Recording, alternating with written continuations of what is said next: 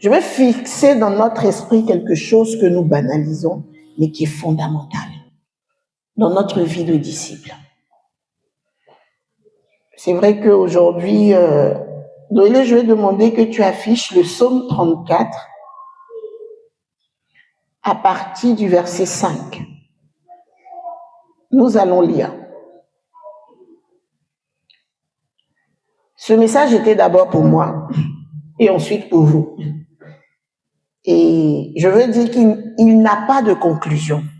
C'est pas on a parlé, le sujet est clos, le chapitre est fermé ce matin, non.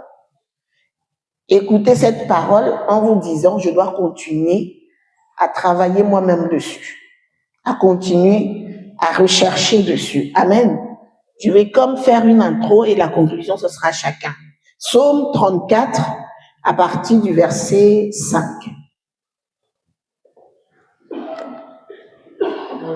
Je lis la parole.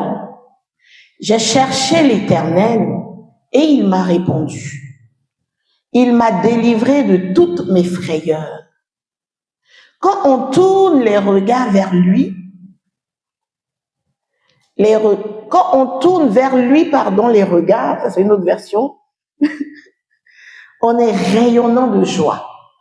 Et le visage ne se couvre pas de honte. Quand un malheureux crie, l'Éternel entend et il le sauve de toutes ses détresses. L'ange de l'Éternel campe autour de ceux qui le craignent et il les arrache au danger. Sentez et voyez combien l'Éternel est bon. Heureux l'homme qui recherche en lui son refuge. Craignez l'Éternel, vous ses saints, car rien ne manque à ceux qui le craignent. Les lionceaux éprouvent la disette et la faim, mais ceux qui cherchent l'Éternel ne sont privés d'aucun bien. Amen. Amen. Vous pouvez vous asseoir. Voilà le passage qui m'emmène à partager ce matin. Comme tout un chacun de vous, moi aussi j'ai mes défis à relever. Et je cherchais une parole du Seigneur. Pour ceux qui se sont connectés vendredi, je pense qu'on a appris comment on doit prier quelque part. C'est important de se connecter. Parce qu'on ne prie pas pour prier. Quand tu pries, avant même de rentrer dans la présence du Seigneur, tu dois savoir ce que Dieu dit. Sinon, tu divagues, tu bavardes, tu racontes ta vie. Qu'est-ce que Dieu dit par rapport à ce que je vis? Par rapport à ce pourquoi je viens prier? Parce que Dieu ne reconnaît que sa parole. Dieu n'est fidèle qu'à sa parole. Et en train de essayer de relever mes défis, je regarde et je trouve cette parole et je bénis Dieu.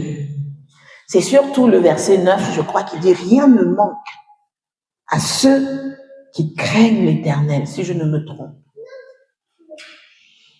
Rien ne manque à ceux qui craignent l'Éternel. C'est entre 8, 9 et 10. J'y parle parce qu'on a des versions différentes. Rien ne manque à ceux qui craignent l'Éternel. Et dans mon temps de prière, je dis « Seigneur, comment se fait-il que je peux manquer? Rien ne manque. Comment se fait-il que l'Église peut manquer? Rien ne manque à ceux qui craignent l'Éternel. » Et j'entends cette voix qui me dit, vous ne pouvez pas y prétendre. Vous n'avez pas droit à ça. Oh. Vous ne réunissez pas les conditions.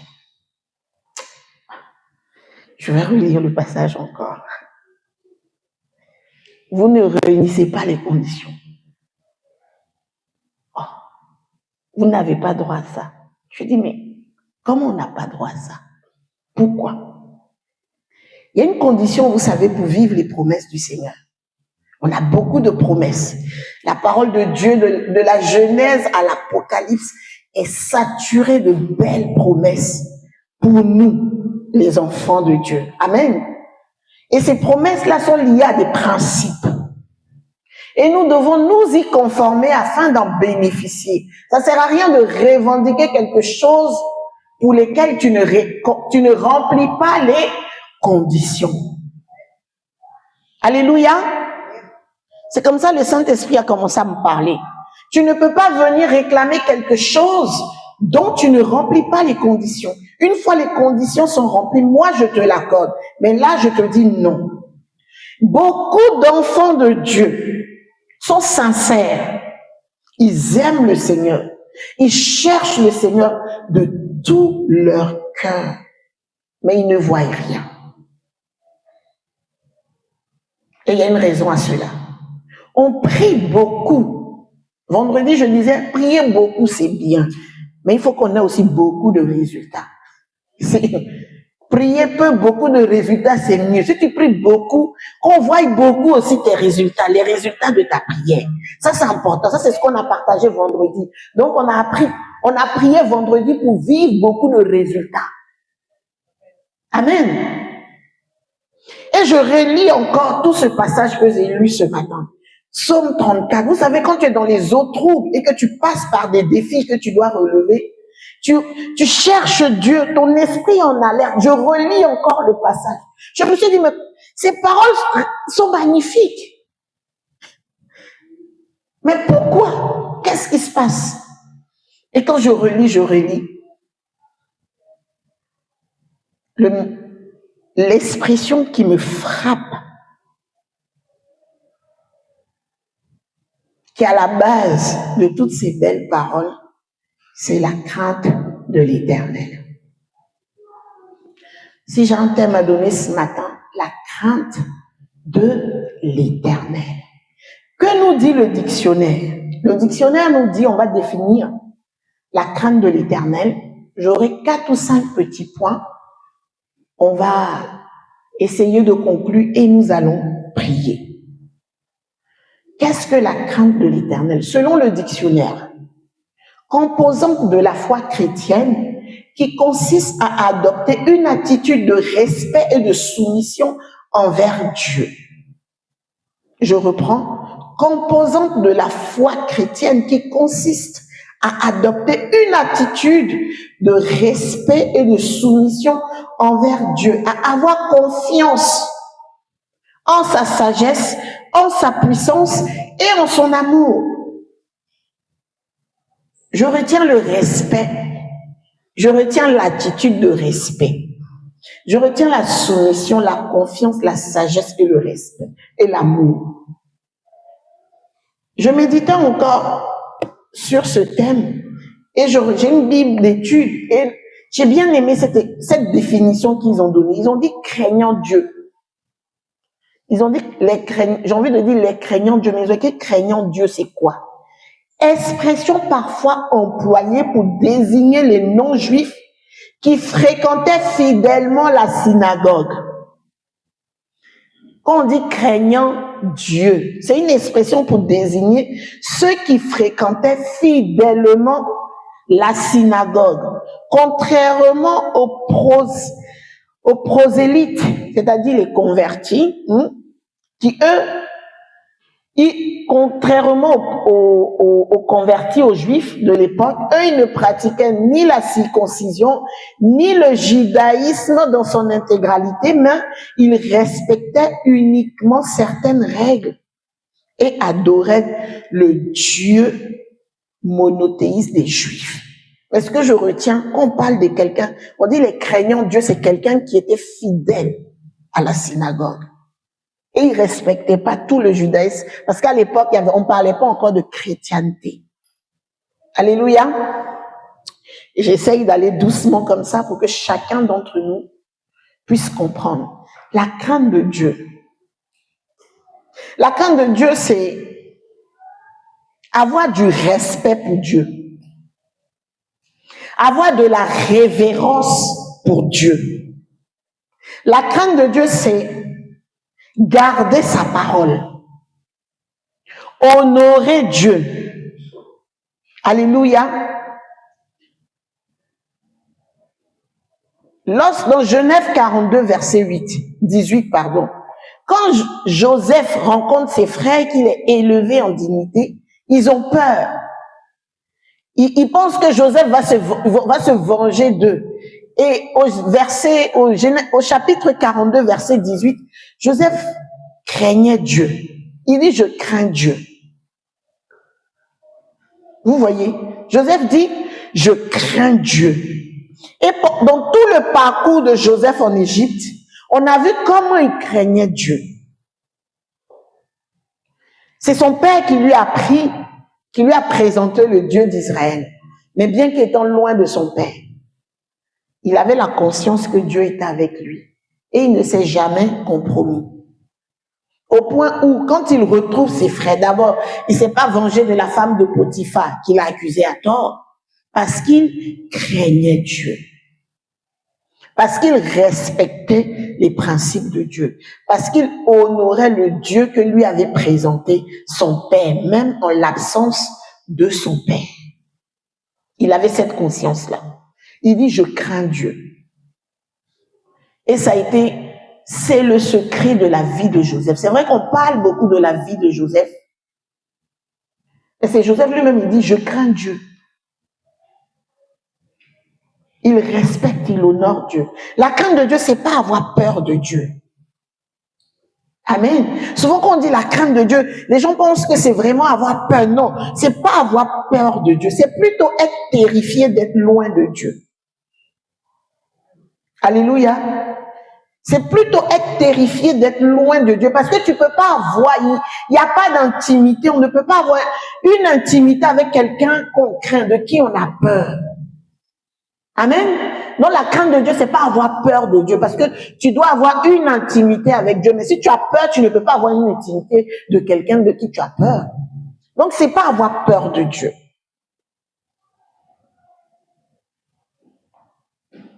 C'est respecter. C'est honorer Dieu. Avoir conscience de sa présence tout le temps, à tout moment. Exode 20. Ça va être un passage sur lequel je vais revenir énormément. Exode 20, chapitre 20. Moïse répondit, n'ayez pas peur. Si Dieu est venu ainsi, c'est pour vous mettre à l'épreuve, pour que vous le craigniez afin de ne pas pécher. Alléluia. Il dit, n'ayez pas peur. Si Dieu est venu se présenter à vous ainsi, parce qu'il est venu, la terre a tremblé, la montagne est en fumée, il y avait un feu. Nous, aujourd'hui, c'est abstrait pour nous. Mais imaginez-vous qu'il y a un feu ici, la terre, elle tremble, il y a toute la fumée ici, dans toute la salle. Je pense que beaucoup prendraient leurs jambes à leur cou pour dire, non, leur affaire est devenue trop compliquée. J'imagine la propriétaire qui dit, vous voulez brûler ma salle. Mais Dieu s'est présenté comme ça, pourquoi? Pour qu'il puisse avoir la crainte.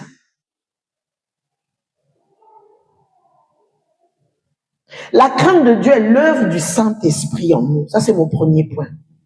La crainte de Dieu est l'œuvre du Saint-Esprit en nous. C'est le Saint-Esprit qui fait naître la crainte de Dieu en nous. Le Saint-Esprit fait naître l'honneur, la considération, le respect en nous pour Dieu. C'est l'une des premières missions du Saint-Esprit. Avant la puissance, avant tout. Quand il vient, il met en toi cette révérence, cette crainte de Dieu. Quand le Saint-Esprit vient, il te fait prendre conscience que Dieu est Dieu. Je vais lire 3 versions.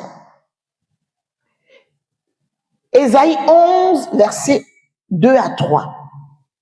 Vous savez, Jésus, dans toute sa divinité, Jésus, dans toute sa gloire, Jésus, dans tout ce qu'il était, avaient la crainte de Dieu. Et généralement, on parle de cet esprit de Dieu. Ça ne veut pas dire Dieu a cet esprit, mais c'est une manifestation de l'esprit de Dieu sous 7 facettes. Quand on parle de cet esprit de Dieu, on va le lire. Ésaïe 11, 2. L'esprit de l'Éternel, ça c'est la version du Louis II 21. L'esprit de l'Éternel reposera sur lui. Ça, on parle du Messie ici. Esprit de sagesse et de discernement. Esprit de conseil et de puissance. Esprit de connaissance et de crainte de l'Éternel. Il prendra plaisir dans la crainte de l'Éternel. Il ne jugera pas sur les apparences, n'adressera pas de reproches sur la base d'un oui-dit. On dit esprit de la crainte de l'Éternel. Il prendra plaisir. Ça, c'est le Messie. Dieu fait chair prendra plaisir à craindre Dieu.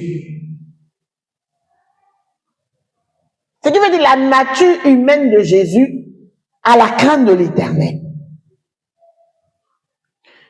Parole de vie nous dit, l'Esprit du Seigneur reposera sur lui. Lui donnera de la sagesse et le pouvoir de bien juger. Il l'aidera à prendre des décisions et le rendra courageux. Il fera connaître le Seigneur.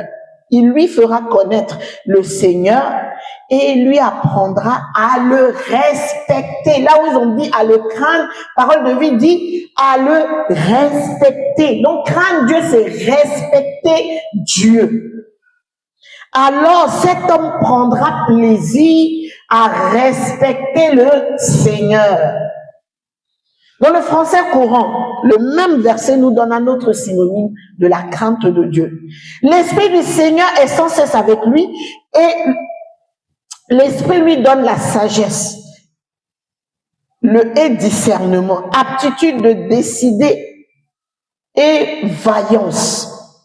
Esprit qui fait connaître le Seigneur et enseigne à l'honorer. Honorer le Seigneur sera tout son plaisir. On a parlé de crainte de Dieu. On a dit que c'était pareil que respecter. C'est pareil que honorer. Respectes-tu le Seigneur? Honores-tu le Seigneur? Crains-tu le Seigneur? Jésus lui-même, dans toute sa divinité, avait cet esprit-là en lui, de la crainte. Et il prenait plaisir à cela. Oh, combien c'est important. Si tu as le Saint-Esprit, tu dois être en mesure de craindre Dieu. C'est possible si tu as le Saint-Esprit. Alléluia. L'honneur, le respect, la révérence, la considération. Vous allez me dire, mais pasteur, pourquoi tu nous parles de ça ce matin? On va y chuter bientôt. Je ne vais pas être très long parce qu'on va prier. La deuxième des choses, la crainte de l'Éternel nous éloigne du péché. Exode 20 dit quoi?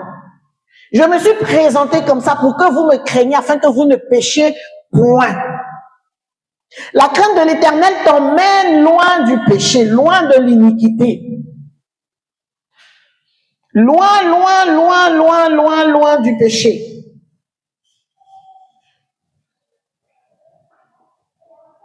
C'est quoi l'iniquité? On entend beaucoup lire dans la parole l'iniquité, l'iniquité, l'iniquité. Moi, j'appelle ça le péché chronique. Vous voyez? C'est un péché chronique. L'iniquité, c'est pas forcément que tu as déjà fait le péché, mais c'est un état de ton cœur. C'est un état où ton cœur est en perpétuelle rébellion, dans un état de rébellion. Ce qui veut dire l'iniquité est dans ton cœur. Il attend juste l'occasion favorable pour se manifester. Dès qu'il a l'occasion, l'iniquité sort. L'iniquité même est déjà fomentée à l'intérieur. C'est pour ça que Jésus pouvait dire, celui qui regarde une femme a déjà péché. Donc souvent on pense que l'iniquité c'est seulement quand tu as fini de poser. Non, l'iniquité est créée déjà à l'intérieur de toi-même. Il est bâti, il attend juste l'occasion pour présenter. Vous dites, coucou, j'étais là. C'est la raison pour laquelle on ne doit pas résister au Saint-Esprit. Beaucoup, le Saint-Esprit interpelle, mais on lui résiste. Alors que c'est lui qui crée en nous la crainte de l'Éternel, mais on lui résiste. On fait un bras de fer avec le Saint-Esprit. Et quand tu résistes au Saint-Esprit, ça crée les germes de l'iniquité. Alors que Dieu dit, il met la crainte pour nous éloigner du péché. Tu dois laisser le Saint-Esprit faire son œuvre dans ton cœur, s'il te plaît. Amen. Moi, je suis pasteur. Mon objectif, c'est de vous voir grandir. Et que quand la trompette sonne, toujours je le dis, 0 personne ne doit rester ici. S'il y a une église qui doit faire 100% sur la terre, ça doit être nous. Et ça, c'est mon combat. Et par la foi, j'y arriverai. Alléluia, j'y arriverai. On va tous partir. On va se serrer les coudes en groupe. Nous, on va faire un convoi, direction le ciel. Quand ça sonne, pip, on est tous partis. Personne ne reste. C'est l'objectif. Toujours, je ne cesse de le répéter. Tout ce que nous faisons, l'objectif, c'est là-bas. Et notre Dieu est très saint. C'est vrai, on dit 3 fois saint, mais je dis toujours, les standards de la sainteté de Dieu dépassent notre entendement, dépassent ce que nous croyons. Dieu est saint.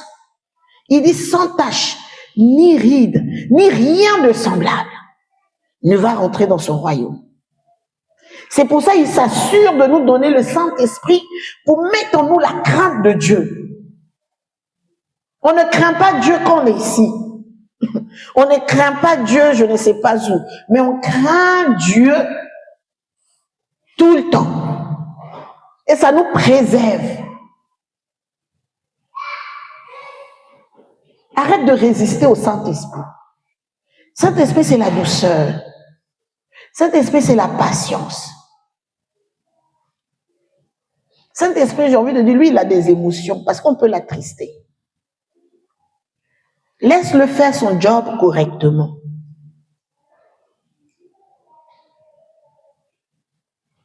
C'est pourquoi je disais, c'est le Saint-Esprit qui crée en nous la crainte.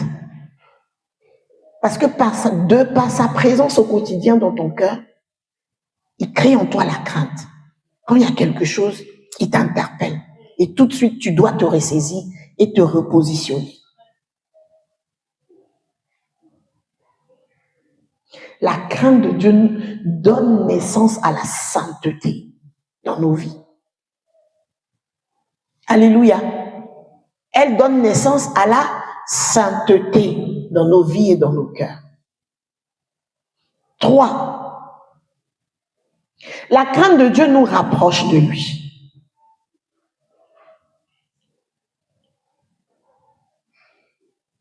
Alléluia. La crainte de Dieu nous rapproche de lui. Quand tu respectes Dieu, quand tu le vénères, quand tu l'honores, ça te rapproche de lui. Lévitique 10, 3. Lévitique chapitre 10 au verset 3. Moïse dit à Aaron, c'est que l'Éternel a déclaré, c'est ce que l'Éternel a déclaré, pardon. Lorsqu'il a dit, je serai sanctifié par ceux qui s'approchent de moi. Je serai glorifié en présence de tout le peuple. Aaron garda quoi? Le silence.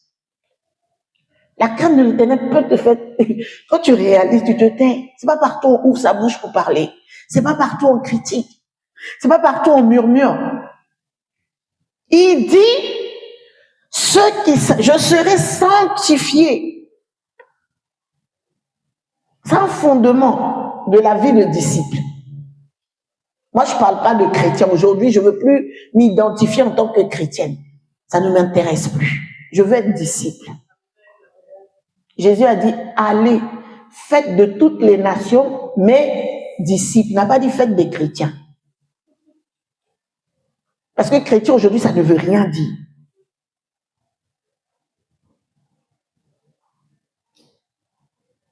C'est un fondement de la vie de disciple. Dieu exige que nous le craignons. Il exige.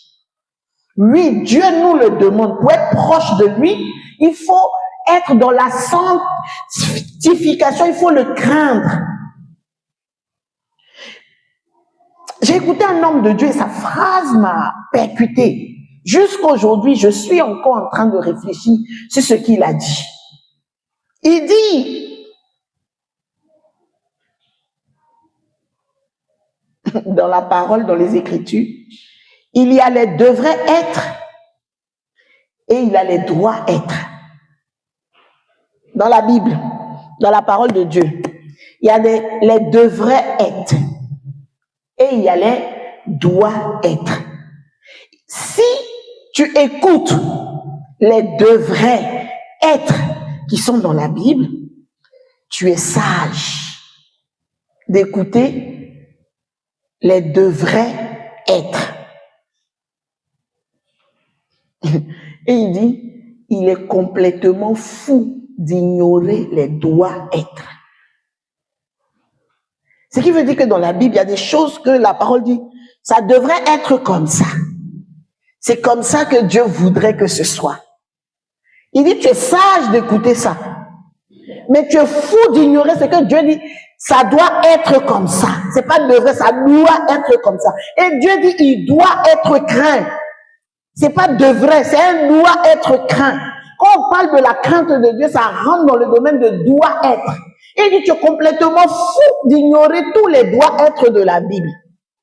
De la parole de Dieu. Quand tu lis un verset que on dit Dieu dit que ça doit être comme ça, on négocie pas, on se discipline pour rentrer dans les doigts être. On peut pas ignorer les doigts être.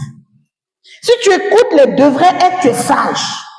C'est bien d'écouter les devraient être. C'est comme des balises qui te préservent. Oui, ça c'est les devraient être. Mais quand ça doit être. Parce que Dieu l'a dit. Et je trouve, sa phrase était très profonde. J'ai médité cette phrase, je me suis dit, mais c'est vrai en fait. Ça doit être, et Dieu exige d'être craint.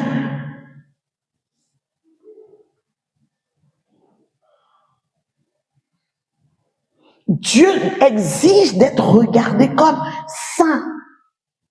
Dieu exige que nous soyons dans la crainte. Il se présente pour susciter la crainte dans le cœur du peuple. Parce que ça doit être comme ça. Église, on doit craindre l'Éternel. C'est pas nous devons, on doit craindre l'Éternel.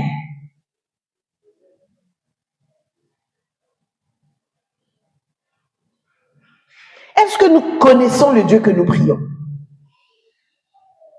Demande à ton voisin, demande à ta voisine, est-ce que tu connais le Dieu pour qui tu es là ce matin? Demande-lui bien, réveille ceux qui dorment. Réveillez, je savais que quelques-uns allaient piquer du nez, ça je savais. Mais réveille-le, faut lui dire, celui pour qui tu es là, est-ce que tu le connais bien? Psaume 89, verset 8. Psaume 89, verset 8 dit, Dieu est terrible dans la grande assemblée des saints. On est là pour un Dieu qui est terrible. Il est redoutable pour tous ceux qui l'entourent. Église, ce matin, je suis venu vous présenter une autre facette de ton Père. Dieu est terrible. Il est terrible. Ça, c'est la parole qui le dit. Dans l'assemblée, ça, déjà, entre nous, les saints ici, il est terrible. Maintenant, pour tous ceux qui l'entourent maintenant, il est redoutable. Dieu doit être tenu en révérence. On doit révérer sa présence. On doit révérer son nom. On doit révérer sa parole. On ne trouvera jamais Dieu dans un endroit où il n'est pas tenu avec le plus grand respect. Ça, je vous le dis. Quiconque peut me dire que Dieu est dans un endroit où il n'est pas tenu avec le plus grand respect, c'est faux. Dieu est là quand son nom, sa présence est tenue avec respect.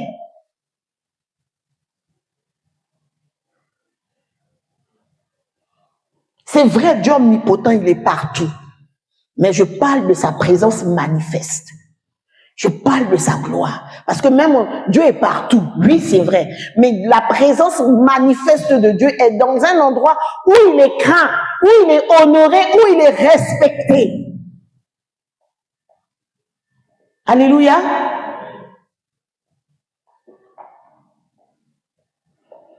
Acte 9, verset 31.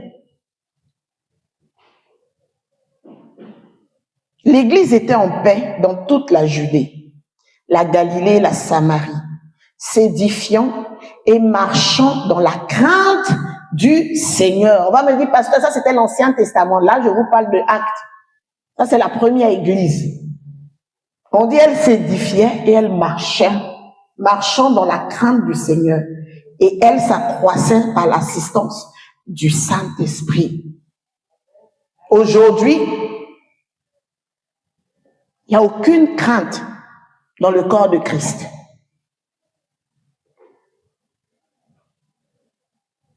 Alléluia. Aujourd'hui, il n'y a aucune crainte dans la vie des enfants de Dieu. Aucune crainte de Dieu. Aucune. C'est triste et déplorable. C'est vraiment triste. Moi, j'en ai pas... Quand j'ai lu mon psaume et qu'on m'a dit non, la crainte de Dieu, je me suis remise tellement en question.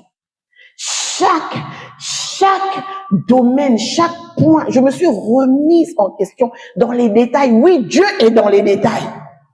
Si Dieu n'était pas dans les détails, il n'allait pas créer les cils. Il n'allait pas créer les pores. Parce que tout ça, c'est des détails sur le corps. Qui voit un port?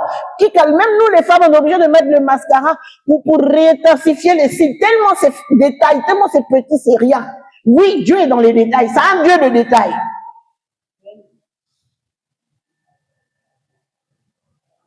Aujourd'hui, on a le scandale dans l'église.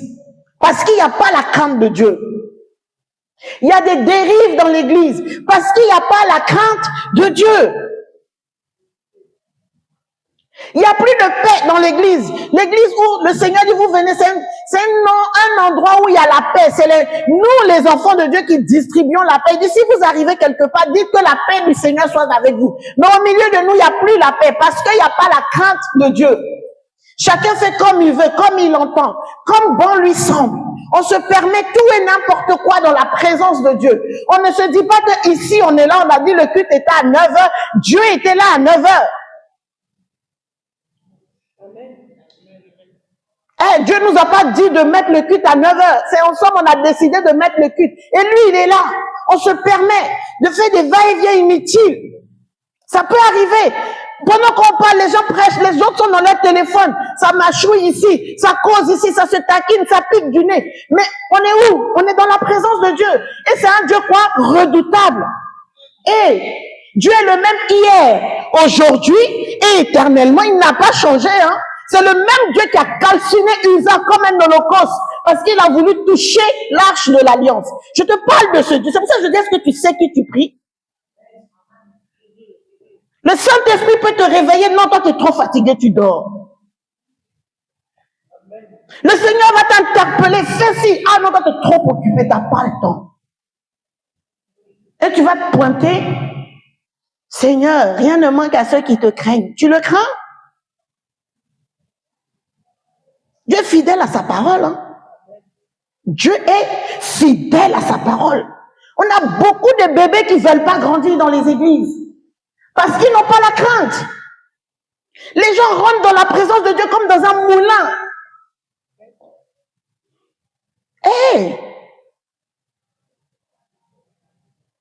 C'est une autorité de ce monde ici. On peut se permettre de venir comme nous venons. On peut se permettre toutes les attitudes que nous avons. On peut se permettre pour qu'on est léger avec notre Dieu. Et c'est pas notre ami. C'est Dieu. Il est Dieu. Dieu est Dieu.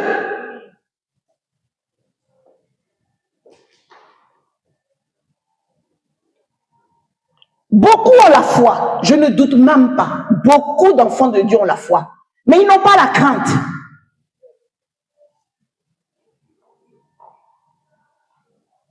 Dieu fonctionne dans les principes.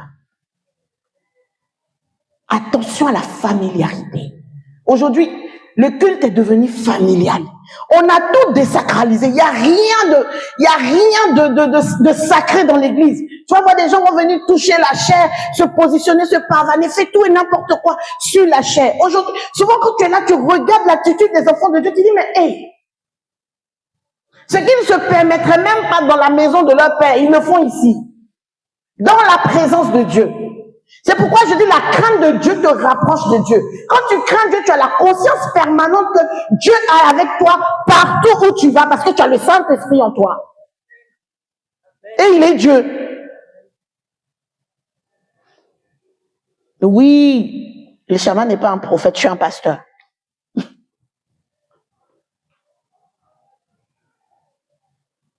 On a la familiarité.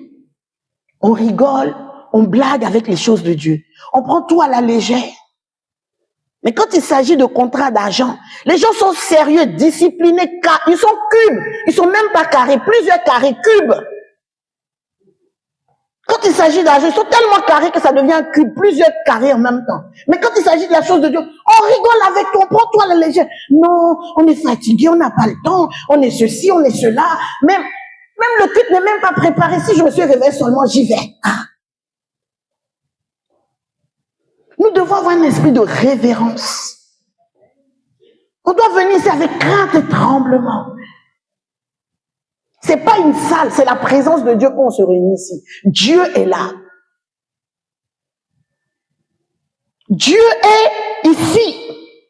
Il dit quand 2, 3 s'assemblent, je suis là. Si tu es seul là, une fois qu'on est deux, c'est bon. Dieu est là. Parce qu'il est fidèle à sa parole. Et arrêtons, hein. Arrêtons. La crainte de Dieu fait partie des doit-être. On ne peut pas y déroger. On ne peut pas négocier. On ne peut pas plaider. C'est comme ça, on n'a pas le choix. On doit craindre Dieu. C'est ce que lui-même il dit. Vous devez me craindre.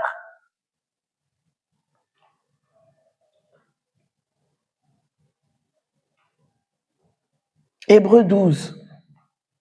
On va lire beaucoup la parole. Versets 28 à 29.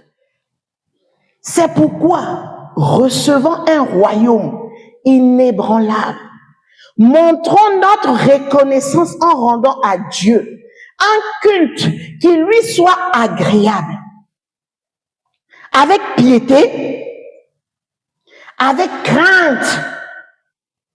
Il dit quoi, un culte, pour que le culte soit agréable, ça doit être fait avec piété. Est-ce que ta piété, quand tu viens dans la maison de Dieu, tu fais les choses avec piété? Est-ce que tu le fais avec crainte? Souvent, on vient ici dimanche, Dieu n'a même pas approuvé ce qu'on a fait. Hein. On a excité nos émotions. On a tremblé, on a grelotté parce que voilà, la musique donne des frissons. Et puis on rentre chez nous et on s'attend à ce que oui, et puis on veut aller conquérir. Oui, moi je veux impacter. Oui, moi je suis la tête. Oui, moi je suis, c'est moi le sel. Quel sel? Tout commence ici, la crainte de Dieu. Il dit quoi? Car notre Dieu est aussi. J'aime bien le aussi. Il dit car notre Dieu est aussi un feu dévorant. Souvent aujourd'hui, nous les chrétiens de cette génération, on oublie que Dieu, hein, il est, comment on appelle? Il a un feu, il est redoutable, il doit être craint, hein? Nous, on a seulement, oui, on est dans la nouvelle alliance. La grâce, Dieu est notre Père. Oui, ton Père aussi, c'est un feu, il brûle. Quand c'est pour ce qui t'arrange, Seigneur, tu es le même hier, aujourd'hui, éternellement. Oui.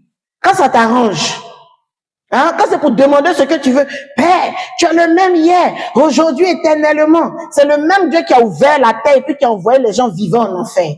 Il est le même aussi, aujourd'hui et éternellement. Hein? Parce qu'il dit, il est aussi un feu dévorant.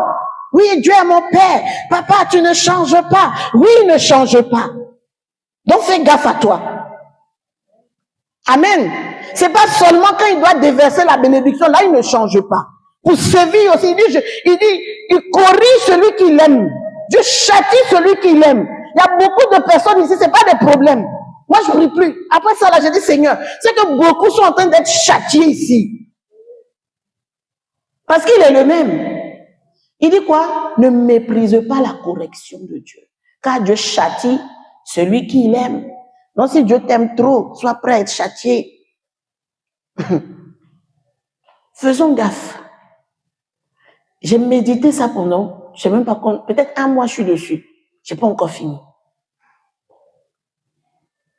Je repasse toute ma vie chrétienne, toute ma marche du moins, au microscope de la parole. Je prends chaque grain l'Éternel. Qu'est-ce qui est derrière? Il est aussi un feu dévorant.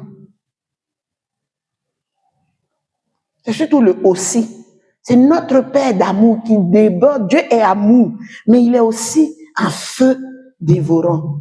Je crois que c'est vendredi, je disais que Dieu me fait, quand si je veux expliquer Dieu à mon fils, je vais dire, il est comme les bonbons tête brûlée. Je pense que vous avez bien mangé les bonbons tête brûlée ici. Il y a une partie acide, après ça devient doux, après ça devient acide, après ça devient doux. Je dis voilà, c'est comme ça je peux te dire Dieu, il a un côté doux, mais il a un côté aussi acide. Et un côté où il sévit bien, et un côté où il est très doux. J'ai pas trouvé une meilleure expression que ça. J'ai dit Dieu c'est comme une tête brûlée. Quand tu mets dans ta bouche, oui, c'est acide. Ça te dit, tu dis, ah Dieu, pourquoi tu me fais ça?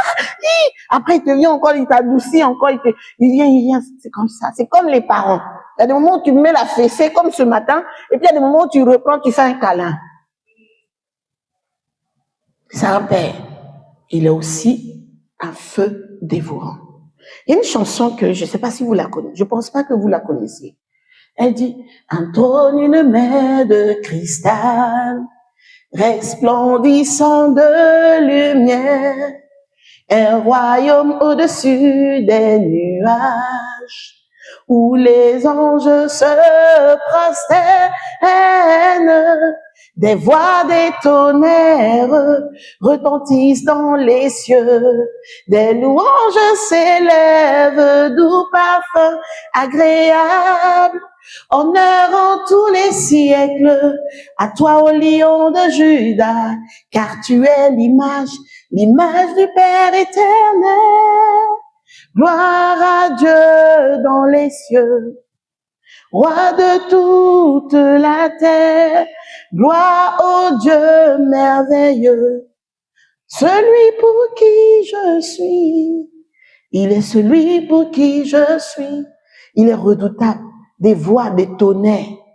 Quand Dieu se présente, on dit la voix de l'Éternel fait enfanter des biches, la voix de l'Éternel renverse les eaux, la voix de l'Éternel incline les montagnes. C'est dans cette présence-là, toi, tu te permets de venir et tu te comportes comme tu veux. Je me suis dit, on s'est donné, excusez-moi l'expression, un toupet, mais monumental. J'aurais aimé qu'un enfant d'Israël qui sortait, qui était à Canaan, vienne nous voir maintenant. Il va dire, non, le vieux, tu déconnes. Qu'est-ce qui s'est passé? Parce que eux, c'était du tic au tac, action-réaction. Comportement mouton, réaction berger. Tu fais, Dieu t'aligne en même temps, puis on n'en parle plus. C'est ce Dieu-là que nous, on se permet. Ah, Seigneur, je suis fatigué. Saint-Esprit, laisse-moi dormir un peu.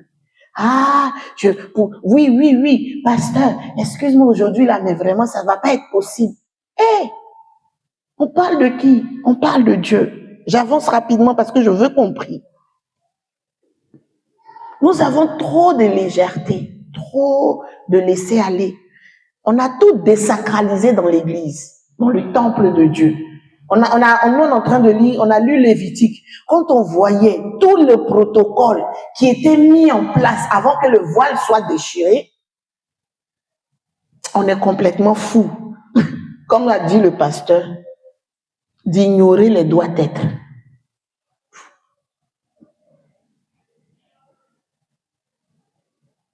Dieu est redoutable. Toute la création s'incline devant lui. Même les montagnes. Tout. Eux, ils réalisent mieux qui est Dieu que nous parfois.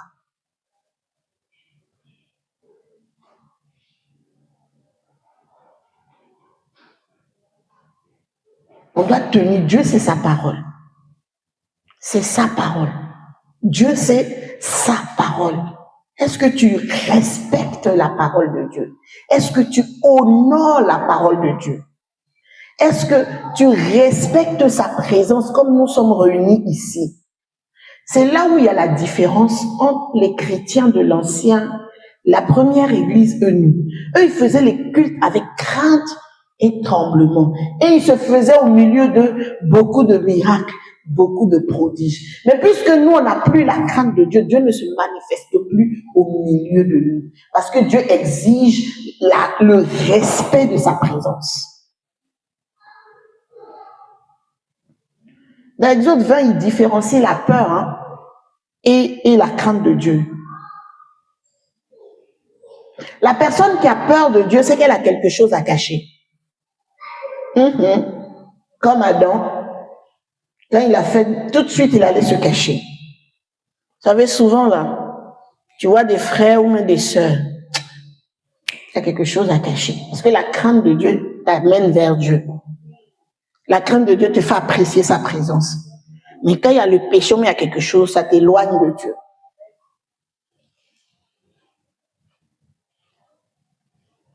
Quelqu'un qui craint Dieu n'a rien à cacher. Au contraire, elle est terrifiée.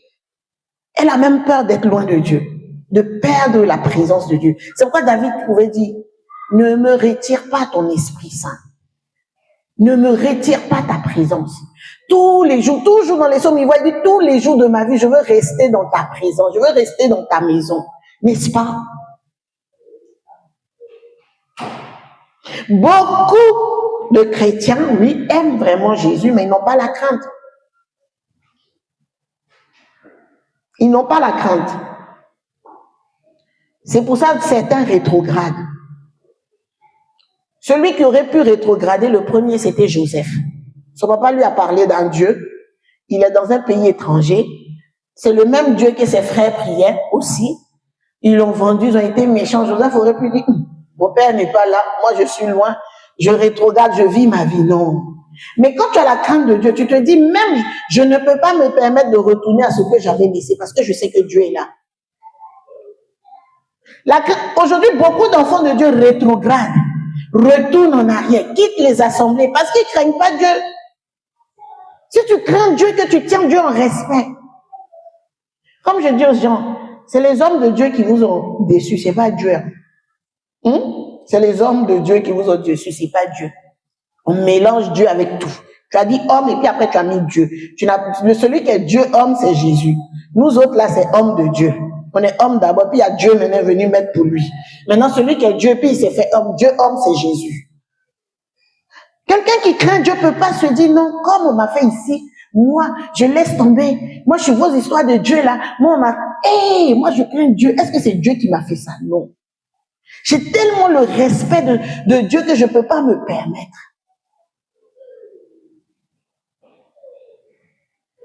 Avant-dernier point, la crainte de Dieu n'est pas le service de Dieu. Alléluia. La crainte de Dieu n'est pas le service pour Dieu. Psaume 10, 19 nous dit quoi? La crainte de l'Éternel est pure. Elle subsiste à toujours. Les jugements de Dieu sont vrais. Ils sont tous justes. On peut servir Dieu sans craindre Dieu. Allô? Alléluia. Est-ce que je suis là, je vous ai perdu? Oh, aujourd'hui, il n'y a pas beaucoup de Alléluia. J'entends pas les oh, Amen. Je n'entends pas des gens sauter ici. Comment, pasteur, vas-y. Il n'y a personne pour m'encourager, je suis seul. Saint-Esprit, encourage-moi parce que là, vraiment. La crainte de l'Éternel subsiste à toujours. Si tu n'as pas la crainte de l'Éternel, tu ne peux pas subsister à toujours. Lucifer servait Dieu au ciel. Il était le boss du ciel après Dieu. Mais il ne craignait pas Dieu. Il n'a pas subsisté, il a été banni. Adam servait Dieu. Mais il n'avait pas la crainte de Dieu. Il n'a pas tenu avec sérieux ce que Dieu lui avait dit. Il n'a pas subsisté, il est mort. Jésus-Christ craignait Dieu. Il aimait craindre Dieu. Il aimait beaucoup ça. Jésus, j'enlève le Christ. Jésus, il aimait craindre beaucoup Dieu. Il craignait ça. On a lu dans Ésaïe qu'il prend plaisir à cela. Il vit à jamais. Alléluia. Il y a beaucoup qui seront étonnés d'être dans des maisons inachevées au ciel. Ou ils seront SDF au ciel. Ou ils seront HLM au ciel. Parce qu'ils ont cru qu'ils ont servi. Oui, nous on sert Dieu, c'est pour nos récompenses. On est sauvés, mais on n'aura pas les mêmes grades au ciel. On ne va pas habiter les mêmes quartiers au ciel. Il y a des gens qui auront la cabane, il y a d'autres qui seront sous les tentes. Et il y a d'autres qui vont vivre dans les palais. Eh oui, il y a d'autres qui auront des couronnes, il y a d'autres qui n'auront rien. L'eau de consolation, tu es déjà sauvé, c'est bon pour toi. Ah, mais c'est vrai. Parce que ce que tu as fait, c'était sans la crainte, ça ne subsiste pas. C'est la crainte qui subsiste à toujours. Tout ce que tu fais dans la crainte subsiste à toujours. Est-ce qu'aujourd'hui on parle de Lucifer au ciel? Non, ça subsiste. Tout ce qu'il a fait au ciel là-bas, ça n'a pas survécu. Mais Jésus qui prenait plaisir, on dit aujourd'hui, il vit quoi? Éternellement, il subsiste à jamais. Parce que lui, il avait pris plaisir. Amen. Le service n'est pas craindre Dieu. Si tu as servi Dieu sans craindre Dieu, tu as perdu ton temps.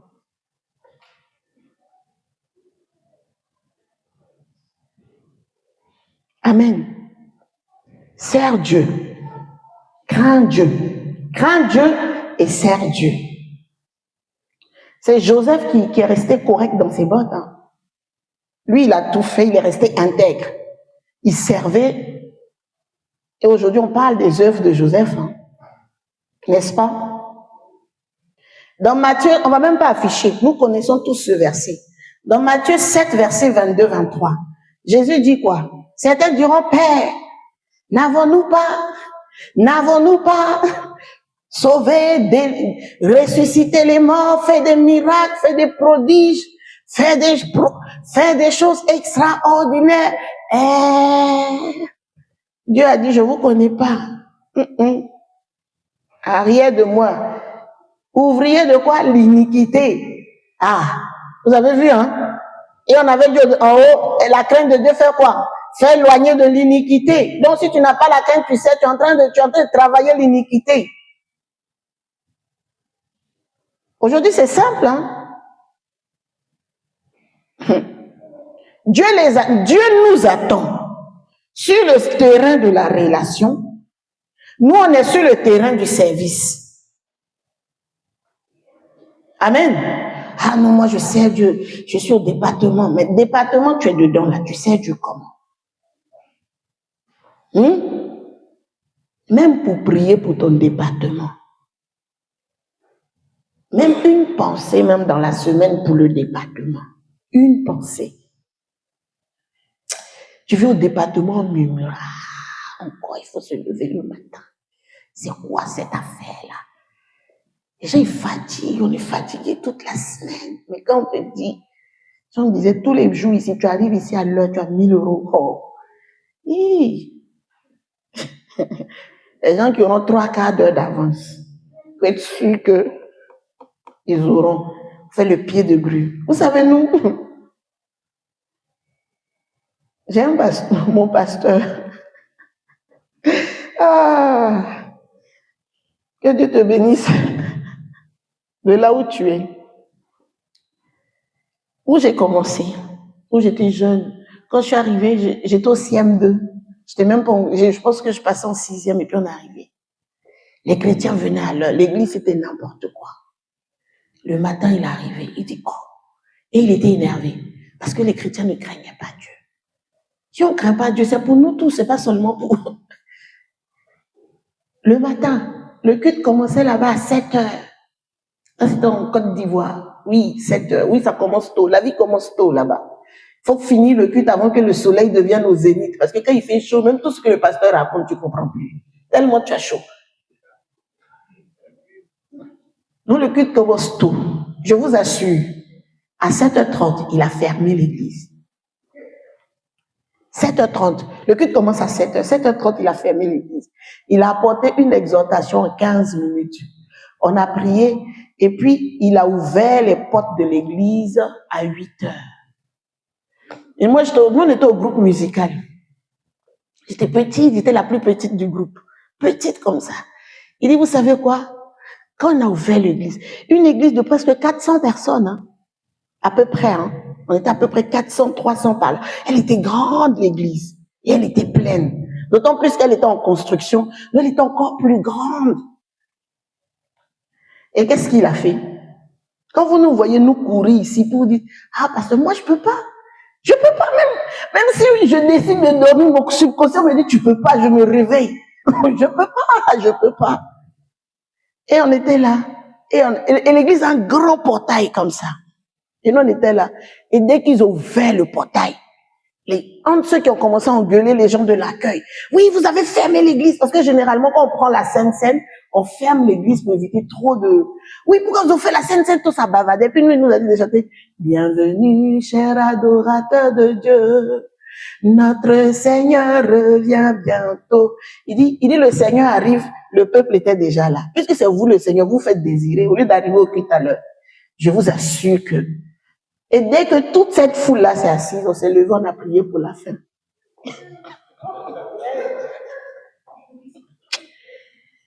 Aujourd'hui, les gens vont réserver leur place souvent la veille. Il y a des églises où nous, je connais là-bas, tellement ils ont compris et que il y a du monde. Samedi, les gens viennent réserver leur place la veille. Je vous assure que je sais même plus, avant 7 heures, l'église était remplie. Nous-mêmes, on était choqués. Le groupe musical, on venait pour faire les branchements, faire la balance. L'église était remplie. Parce que dès qu'ils sont rentrés, il dit, hey, il a fait les offrandes, on a prié, on est parti. La deuxième fois, il a refait. Il n'a même pas attendu. D'autres pensent que comme ils ont leur offrande, je vais les attendre. Mais ça a changé. Nous, ça nous a marqué tellement à vie qu'aujourd'hui, on ne peut plus se permettre de venir en retard au culte, pasteur ou pas. Au ciel, c'est pas les étiquettes, c'est la crainte de Dieu. Toi, tu n'es pas fidèle dans les petites choses, mais toi, tu veux être pasteur. Toi, tu veux le micro. Toi, tu veux être en haut, mais tu n'es pas fidèle, tu n'es même pas capable. Non. 1 Samuel 12, 24 nous dit, seulement craignez l'Éternel et servez-le fidèlement de tout votre cœur. Voyez en effet quel acte extraordinaire il a accompli parmi vous. Donc, ça veut dire quoi? Je relis le passage, on sait. 1 Samuel 12, verset 24. Seulement, craignez l'Éternel et servez-le fidèlement. Dans tout ce qu'on dit là, c'est une affaire de fidèle. Les services buissonniers, 1 jour sur 2, 1 jour dans le mois, 3 jours, 4 jours. J'ai déjà fait pendant 6 mois, j'ai pas manqué, donc c'est déjà beaucoup. Non, on dit fidèlement. Alléluia. Fidèlement. Et après, de tout votre cœur, sans murmure, sans plainte, sans grincer les dents, sans les en bas. Amen. En effet, quel acte extraordinaire il a accompli parmi vous. Donc, la crainte en numéro 1, le service en numéro 2. Ensuite, on égale crainte d'abord, service égale manifestation puissante. C'est pas l'inverse. Nous, on cherche souvent une manifestation puissante dans service et après on va craindre. Non, crainte d'abord, service fidèle après de tout notre cœur et maintenant il y a la manifestation. Mon dernier point. Toutes les promesses de Dieu sont conditionnées, mais il y a une panoplie, un lot incommensurable de promesses qui sont liées à la crainte de Dieu. On les déclare beaucoup. Je vais juste les lire. J'ai dû prendre peut-être 15 promesses, mais je vous assure que j'ai essayé de trouver quelques-unes parce qu'il y en a beaucoup. Beaucoup. Oh. Les promesses, quasiment toutes dans la parole de Dieu ont des conditions. Mais nous, on oublie les conditions et on traite Dieu de menteur. Dieu, il a donné son truc avec son mode d'emploi. Soit tu prends, c'est comme la tablette. On te dit quand ça se décharge, faut charger comme ça, faut que ça arrive comme ça pour que tu utilises. Si toi, tu décides que tu fais comme tu veux, tant pis pour toi. Mais on t'a donné avec le mode d'emploi. Beaucoup de promesses sont pour ceux qui craignent Dieu. Pas pour les chrétiens, pas pour les enfants de Dieu, pas pour les disciples, pour ceux qui craignent Dieu. C'est parti, je vais vous les lire. Vous pouvez les noter et puis les reméditer chez vous si vous voulez. La crainte, ça c'est Proverbe 10, verset 27. La crainte de l'Éternel augmente les jours. La crainte de l'Éternel, tu veux vivre longtemps, augmente les jours, mais les années du méchant sont abrégées. Proverbe 19, verset 23. La crainte de l'Éternel mène à la vie. Et l'on passe les nuits rassasiées sans être visité par le malheur. C'est pas moi qui dis, Ça, c'est le Proverbe 23, verset 19. On va au Psaume 115, verset 13. Il bénira ceux qui craignent l'Éternel, petits et grands. C'est pas une affaire de je suis un enfant, c'est pas une affaire de je suis un adulte, je suis un vieillard. On dit il bénira ceux qui craignent l'Éternel, petits et grands. Celui-là vraiment, comment on le cite? Les enfants de Dieu, même dans leur sommeil le plus profond, tu les réveilles, ils sont capables de sortir ce verset. Mais dans beaucoup, on ne vit pas cela. Malachie 3,16. Mais ceux qui craignaient l'Éternel se sont entretenus les uns avec les autres. Et l'Éternel a prêté attention à ce qu'ils se sont dit. Il a entendu. Alors, il a écrit un livre devant lui pour que soit conservé le souvenir de ceux qui craignent l'Éternel et qui l'honorent. Oui, Seigneur, il y a un livre de souvenirs. Ouvre ton livre de souvenirs. Le livre de souvenirs, c'est pour ceux qui le craignent et qui l'honorent. C'est précisé 2 fois. C'est ceux qui craignaient Dieu qui se sont parlé et Dieu a écouté. J'ai dit tout à l'heure que la crainte de l'Éternel subsiste à toujours. C'est pour ça un livre de souvenirs a été ouvert pour ceux qui craignent l'Éternel. C'est pas pour les chrétiens, c'est pas pour les enfants de Dieu, c'est pour ceux qui craignent l'Éternel. C'est clair. C'est eux qui ont parlé et Dieu a ouvert, a écrit le livre. Un livre de souvenirs a été conservé devant lui pour ceux qui craignent l'Éternel et qui l'honorent. Psaume 34, verset 10. Craignez l'Éternel, vous c'est saint. On est saint ici parce que Jésus a versé son sang pour nous. Craignez l'Éternel, ça c'est Psaume 34, 10. Craignez l'Éternel, vous c'est saint. Car rien ne manque à ceux qui le craignent. Tu manques parce que tu crains pas Dieu. Proverbe 22, verset 4. Le fruit de l'humilité, de la crainte de l'Éternel, c'est la richesse, la gloire et la vie. On est dans un ministère. Le prophète parle de prospérité. Je vois des millionnaires. Les millionnaires qui craignent pas Dieu n'atteignent jamais leur million.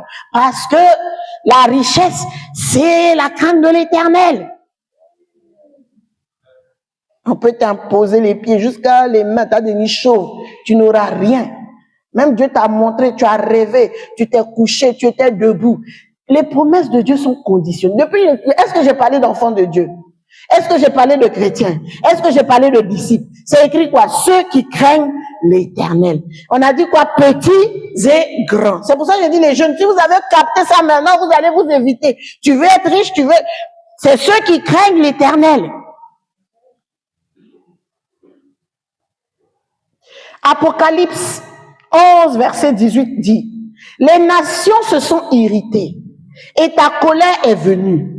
Et le temps est venu de juger les morts, de récompenser tes serviteurs les prophètes, virgule, amen. Et quoi? Après la virgule, les saints et ceux qui craignent ton nom, petits et grands, et détruire ceux qui détruisent la terre. Ce qui veut dire, vous qui servez Dieu, là, il y a une récompense. Et puis vous qui craignez son nom, il y a une récompense. C'est pour ça que je dis beaucoup, on n'aura pas tous les mêmes grades au ciel. On n'aura pas tous les mêmes récompenses. On dit pour récompenser tes serviteurs, les prophètes, les saints et ceux qui craignent ton nom. Les petits et les grands. Alléluia. Psaume 145, verset 19 dit, il accomplit les désirs de ceux qui le craignent. Ah, il accomplit les désirs pas de ses enfants, de ceux qui le craignent. Nous, ses enfants, on dit de demander avec la foi. Ceux qui le craignent, Dieu écoute et puis il accomplit leurs désirs. Les enfants demandent. Ceux qui craignent Dieu, c'est lui-même qui prend l'engagement d'accomplir leurs désirs.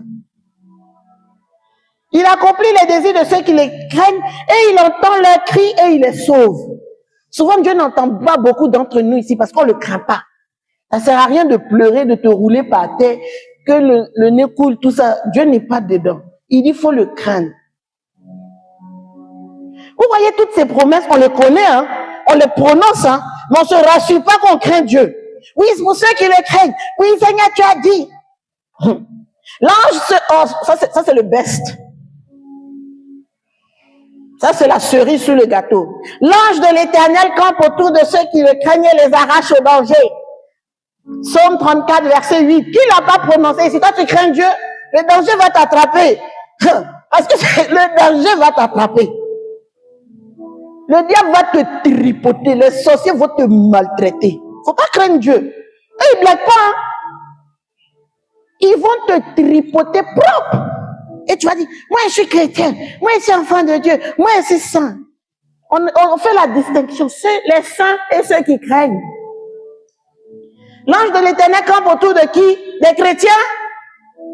Répondez-moi, il campe autour de qui? Ça là, nous tous, avant de dormir, on dit ça. Seigneur, garde ma maison. L'ange de l'Éternel campe autour de ceux. Tu te rassures même pas que tu crains Dieu. Ta maison est un boulevard. Tu crains. Toi, tu crains.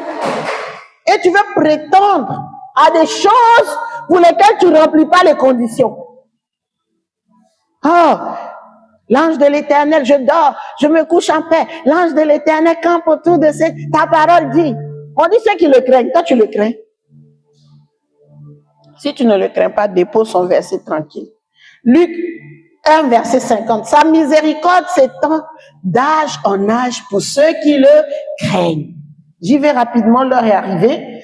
Psaume 133, verset 18 à 19. Mais les regards, d'autres disent les yeux de l'Éternel, dans certaines versions, on dit les yeux, mais là il dit, mais le regard de l'Éternel est sur ceux qui le craignent, sur ceux qui espèrent en sa bonté, afin de les délivrer de la mort et de les faire vivre, même en temps de famine. La famine est en train d'arriver à grands pas ici, avec tous les problèmes énergétiques là.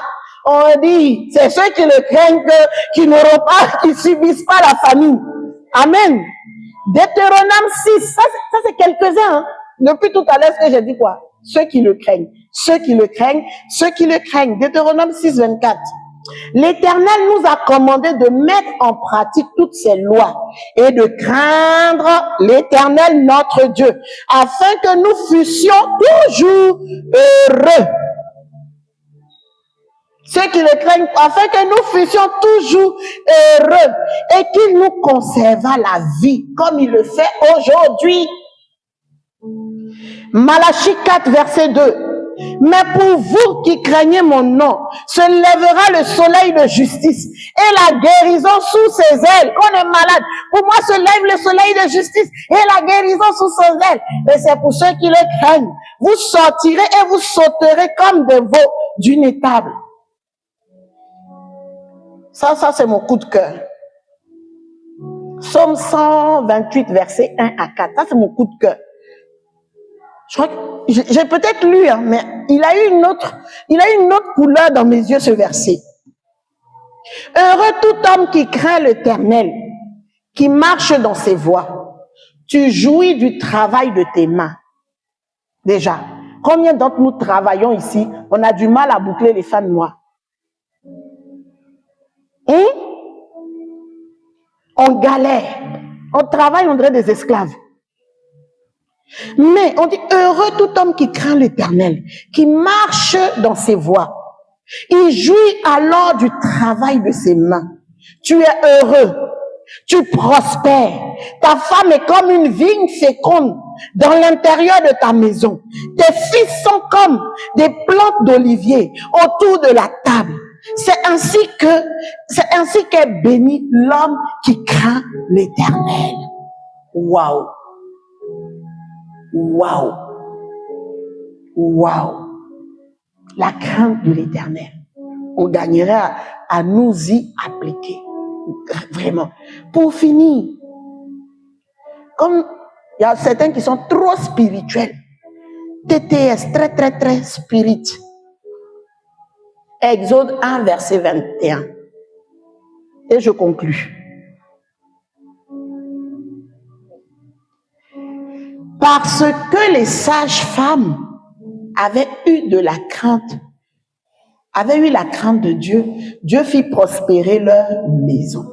Ah, c'était les sages-femmes égyptiennes. Pharaon avait dit tuer les enfants. Elles ont craint Dieu et elles n'ont pas tué les enfants. Parce qu'elles ont craint Dieu, Dieu fit prospérer qui? Leur maison. Donc la crainte de l'Éternel, c'est pas seulement pour toi. Tout ton entourage est impacté. Toute ta maison est impactée. Tous tes enfants, ta femme, ton mari est impacté. Parce que toi, tu crains Dieu. Les promesses ne sont pas liées aux chrétiens. Les promesses ne sont pas liées aux disciples. C'est des fondamentaux que nous devons appliquer. Et si nous commençons maintenant, mieux vaut tard que jamais. J'ai fini, on va prier. On va se tenir debout. Je vais lire le verset de la conclusion. Ces deux versets, je ne vais même pas parler. C'est pour ça que je dis, c'est un message qui est ouvert pour que chacun aille méditer. Où j'en suis? Est-ce que je crains Dieu? Parce que si je ne crains pas Dieu, tout ce qui a été cité là, ce n'est qu'un petit, ce n'est que quelques-uns des promesses. Quelques-unes, des promesses. Deutéronome 10, verset 12. Je vais le lire et après on va se l'approprier. Deutéronome 10, verset 12. Maintenant, Israël, que demande de toi l'Éternel ton Dieu? Si ce n'est que tu craignes l'Éternel ton Dieu, afin de marcher dans toutes ses voies, d'aimer et de servir l'Éternel ton Dieu de tout ton cœur et de toute ton âme. Maintenant, Rehoboth, que demande de toi l'Éternel ton Dieu? Rehoboth, que demande de toi l'Éternel ton Dieu? Si ce n'est que tu craignes l'Éternel ton Dieu, afin de marcher dans toutes ses voies, d'aimer et de servir l'Éternel ton Dieu de tout ton cœur, de toute ton âme. Ça, c'est la conclusion. Qu'est-ce que Dieu nous demande? Si ce n'est de le craindre et de le servir, de marcher dans ses voies. Et pour finir, Proverbe 9, 10. Le commencement de la sagesse, c'est la crainte de l'Éternel. La connaissance du Dieu saint. Voilà ce en quoi consiste l'intelligence. Je veux croire que nous sommes tous intelligents ce matin. La sagesse. la commence avec la crainte de l'Éternel. On va élever la voix. Si tu reconnais que ta crainte a été bizarre, si tu reconnais que dans ta marche avec le Seigneur, c'est un principe que tu as beaucoup négligé, dont tu n'as pas prêté beaucoup attention, c'est le moment de rentrer en toi-même et de dire au Saint-Esprit, aide-moi